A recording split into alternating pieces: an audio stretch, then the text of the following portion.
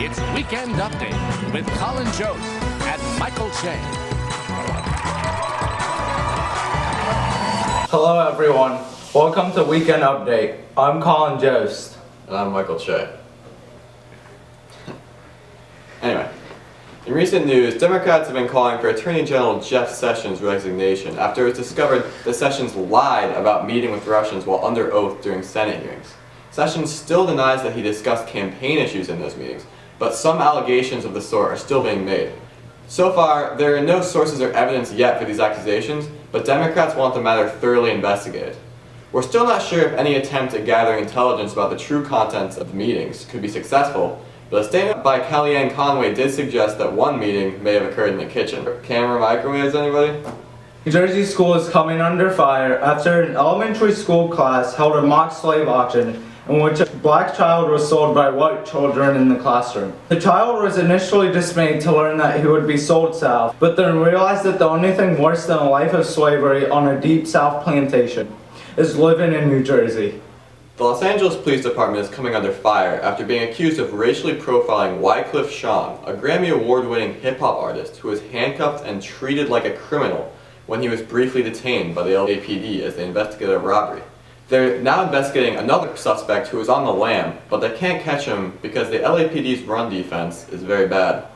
Maybe the Rams should have left both St. Louis's racial tension and their team's terrible run defense back in St. Louis. According to Fox News, 3 Miami rookie cops were fired for joking with fellow officers about using 2 of the Florida city's predominantly African-American neighborhoods as shooting ranges. Some, however, are dismissing the reports as unfair and out of context. Everybody knows that Fox News is 100% accurate.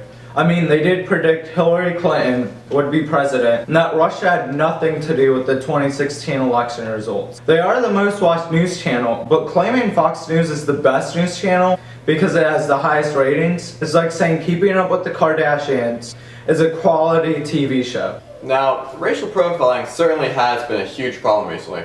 Even the best officers can be subconsciously influenced by race.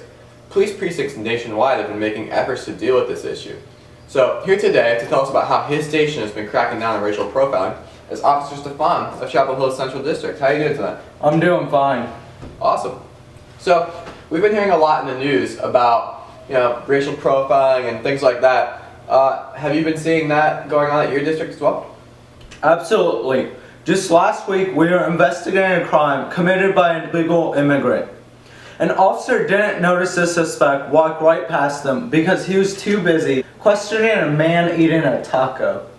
Man eating a taco, that is not good. Did you end up at least catching the real criminal? Yeah, but only because our officers mistook the backpack he was wearing for an automatic assault weapon. Mistaking a backpack for an assault rifle? These things are really adding up. Sounds like a bad problem. What are you guys doing about racial profiling? Well, around our station, we've got a saying, when things get messy, go Plessy. Plessy? What are you talking about? Plessy versus Ferguson. Oh boy. We're segregating our police force. Officers are only allowed to interact with or arrest suspects of their own ethnicity. If a white officer sees an African-American suspect, they just have to let it go. It's easier that way. We don't want to deal with backlash. Ooh, that is definitely an interesting strategy. Isn't it seemed like it would be kind of ineffective to you? At times. It sure does stop racial profiling. Although, we have seen an unusual amount of Siamese crime syndicate activity. Siamese crime syndicate activity? I didn't know there was such a thing. There weren't, but our station doesn't have any Siamese officers, meaning they're pretty much running free. Yikes. How do you know that crimes are committed by Siamese? They leave quite a trail. They do everything in pairs. We've been seeing an extreme increase in partners in crime, double homicides, double jeopardy, even double stuffed Oreos. Whoa, that certainly is a double stuffed Oreo, but I gotta ask, what happened to the vanilla filling in there? Why is it chocolate? We switched them out to fit with our policy of segregation. These Siamese mob bosses were trying to send us a message, but we showed them. Well, you certainly did. What did you do with the vanilla filling? I gotta ask. I think I've got some down here. I'll show you. You didn't look it down there? What do you... Just give me a minute. Oh, no. That is not good, that is not good. Please tell me that you guys don't use chocolate frosting as well. Don't blame me. It's tough to catch criminals when only part of your force can arrest certain suspects. We need to cut some corners now and then. Maybe not like that, man.